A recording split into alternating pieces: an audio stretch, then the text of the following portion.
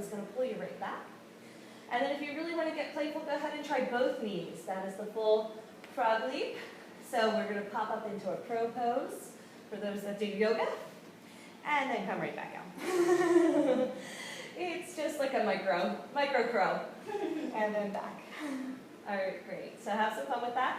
And then what we're going to do is come back into our plank pose. Let's all bring it wide and swag from side to side. So trace with your toes the semicircular shape of the mat. If anybody feels any discomfort in their lower back, go ahead and just drop onto your forearms. It should release the lower back. Yeah. So no tension in the body, just fun playtime. Enjoy that sensation. Floating and flying and spinning and playing. Beautiful, guys. I really like the colorful group we have here today. The pants are fantastic. I'll have to bust out some of my color. Okay, good. So let's come back through center. Let's go ahead and land it in our down dog. We're going to come back to some chaturangas there, but go ahead and press back into a nice big V shape. So we're pressing our heart towards our knees, our toes are grounded, our heels are lifted, but we're energetically pulling down through the back body so that we get a stretch through the calves and the hamstrings. Straight arms if we can, straight out in front of you. Beautiful, nice transition. Let's go ahead and do some cat's meow. The cat's meow is the down dog and the cat cow got together. So inhale, left leg up, arch and open. It's a straight leg slightly out to the side. And then exhale, go ahead and press back and pull the knee to nose. Inhale, lift and open. Beautiful. Exhale, go ahead and squeeze. So we're going to pull. So we inhale, pull forward and arch. Look up. Exhale, round in more than you would normally would. Beautiful. Inhale, lift and open. Exhale, go ahead and squeeze. Inhale and lift. Exhale, last time. Just go ahead and hold there. So we're going to inhale, bring that leg up towards the sky. So I want you to look on over your left shoulder on the outside of the swing. So most people are going to hook, so look up at me for a second. Most people are going to hook the inside. This is the inside. That's no bueno. We're going to hook the outside. So you're going to kick your leg out of the way. Go ahead and karate chop the leg up there. Yeah, keep a nice long body. It actually is closer if you stay long. If you crunch up, it seems impossible. Beautiful. Now that we're here, go ahead and press back into the one-legged dog. Nice big stretch to the right leg. Yum. Okay, so this is not necessarily in the beginner sequencing because most people will hate doing standing splits in a beginner class, but I just want to show you what we can do here. So in the one-legged dog, our foot is really close to our bum and our knee is pulling down towards the red mat, right? And if we want to come into standing splits, we're going to jump the right foot more towards the center of the mat. We just pull ourselves forward, and then we can straighten the left leg towards the sky. Foot is going to stay hooked the whole time. We just slide it up. Beautiful. This is a big stretch, right? So we're pushing with our hands, our chest towards our knee, and we're getting both legs as straight as possible. If you want to go deeper, you're going to bend the elbows and hang. This is what we will learn in the intermediate. Yeah, if you have little toes, just hook it. There you go. Beautiful. So now just try and bend your elbows and hang. Let gravity do the work. There's a tendency to want to float here, so if you want to let your right foot float, that's 100% okay. Oh, it is? Yes, it is. You're just not going to get as much of a stretch. Yeah, that's beautiful, Deborah. Nice. So it's almost like we can come into full splits, but we don't want to force it. We're just going to let gravity do the work.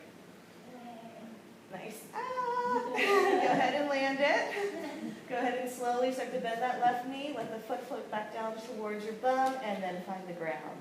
Okay, happy dog. Just wag it out. If you want to do some loop-de-loops, some infinity symbols, figure eights, whatever you want to do. So we are keeping the feet on the ground in general, but you guys can do whatever you want since we're playing. But yeah, happy dog, we usually ground the toes. Since everybody wants to float, it's okay. All right, guys, come back through neutral. We have a second side here. So let's try the cat's meow without the leg raise so we really just get the difference. Okay, so we're going to press our chest towards our knees, and then we're going to tuck in and look towards our navel. So tuck in, look towards your navel.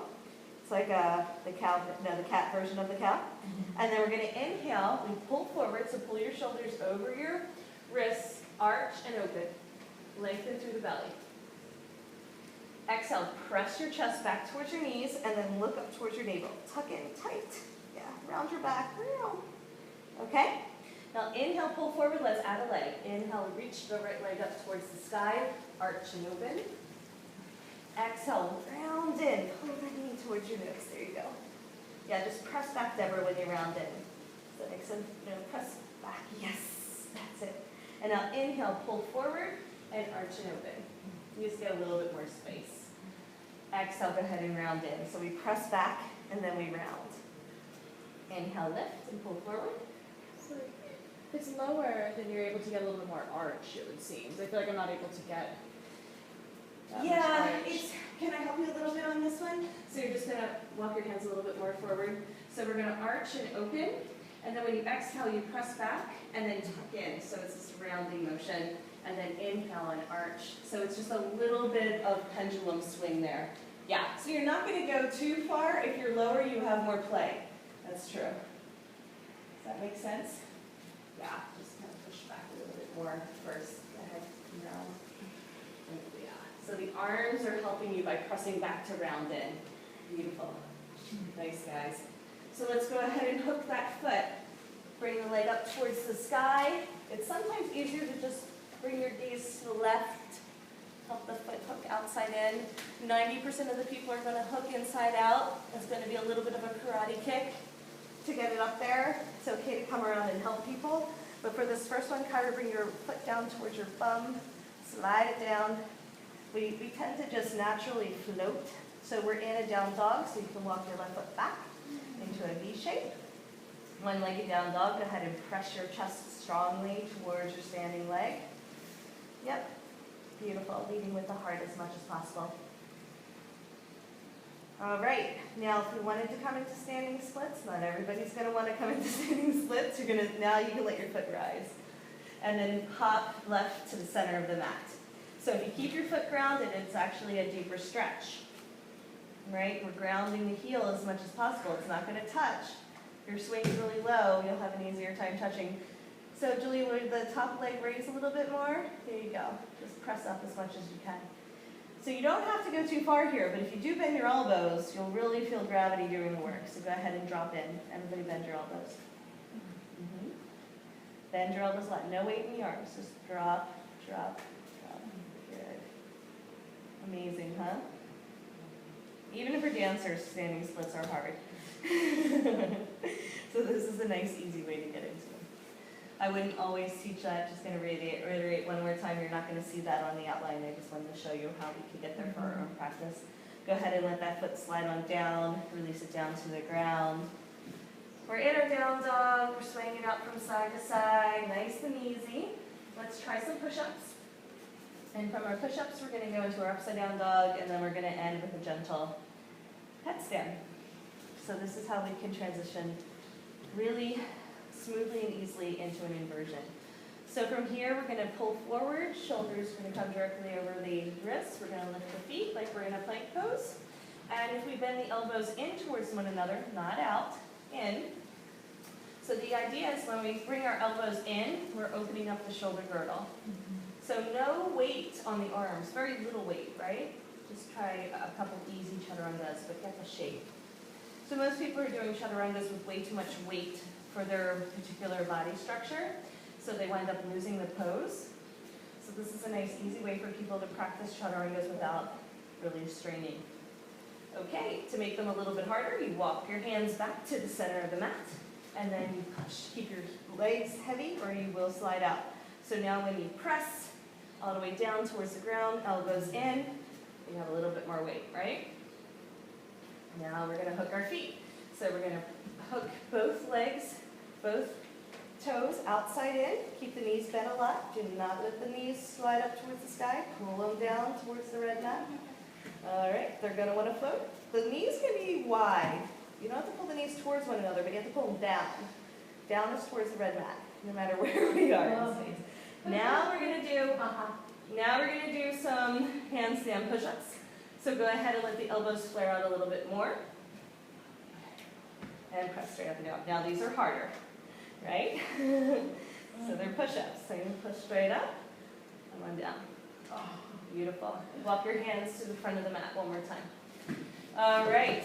All of a sudden, we're in upside down dog. So this is how we turn our dog. upside down. So nice straight arms if you can. If you bend the elbows, it's okay. We call it cobra. Always keep your hands in line with your shoulders. Back in, Linda. Jesus. So I rename people. It's just part of the deal. Bob's going to be Bob for most of the time. So if we overextend the shoulder girdle, it just doesn't feel good. One of the ways that we practice that is we keep the hands in line with the shoulders. So your shoulders are here. Sorry. These are going to be your shoulders the whole weekend. So we're going to know where they are now.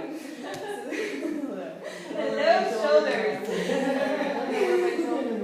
We're here all weekend. Okay. So what's going to happen is we're going to inhale and we're going to pull ourselves up.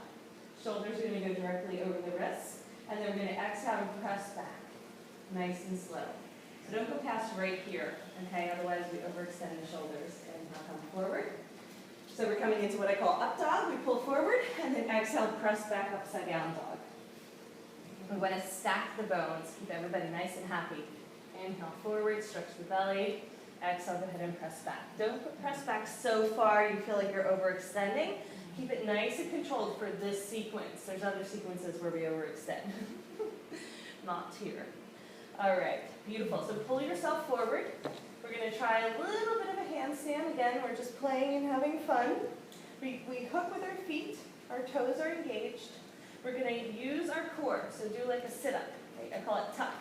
Whenever I say tuck, it means look towards your navel. When I say arch, it means extend your belly.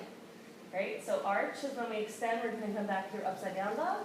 And then we're going to pull forward, and we're going to tuck, and we're coming into our balance and our strength with our handstands. Beautiful, guys. Inhale and arch, and expand. Exhale, relax there. Bend the elbows, everybody come into a cobra. So cobra position is when our arms are extended, we're down on our elbows, and we're still pressing our chest back behind us. Right? It's like a down dog, an upside down dog, but the elbows are bent. Much more relaxed for the shoulders. Beautiful, guys. Now from here, if we wanted to come into a headstand, it's a really easy transition. Let's go ahead and clasp our hands and create a little tripod. Elbows in line with the shoulders, bring the elbows in. Okay, let the head just gently touch down. We're not going to bring too much weight. Your head doesn't touch. My head doesn't touch either. That's okay. That's good news. Go ahead and just let yourself drop. Heather, elbows in just slightly. Thank you. There you go. It just gives a little bit more of a foundation. So what we're working with here is a nice, gentle, supported headstand. If your forearms are down, you're in a good spot. Nice, guys. So I'm going to go ahead and just come around and give you guys a little neck adjustment because it feels good. Just hang out where you are. So you can relax your knees a little bit more. So keep your feet engaged, just relax your knees. Is that too much pressure on your hip flexors?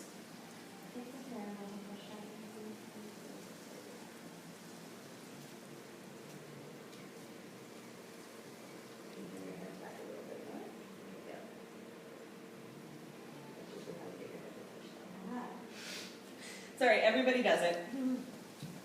So elbows in just a little bit, honey. There you go. And then I'm just going to lengthen for the back of the neck. Usually I just come around and give a little bit of an adjustment, and all of a sudden I was like, oh, my head touches down. May or may not, but then, so for you, I'm going to have you walk your hands forward a little bit. And walk back just a little bit more. There you go. Go ahead and clasp the hands again. Beautiful. There we go. Awesome. That looks great. Feels good? Can you relax the knees? Would it be okay? No. Relax and like. No is a good answer. You don't have to squeeze your knees together. I'm not. They're relaxed. Okay. You're just like. That's what they're doing. All right. So notice that there's two different positions. So her knees are relaxed and they're open. And you and Amy have your knees together and they're relaxed, and that's okay. I just want to make sure that there's not tension in the body wherever that person is. Yeah. Just depends on the body. I always have my knees open, but everybody's a little different. Beautiful, guys. Does that go good? Everything's good. So in this particular version of headstand, you get to see each other, which is great because now you're upside down. Everybody's a little bit different. So we don't have to have ourselves fully stacked because the swing is holding us. So in a regular headstand, there's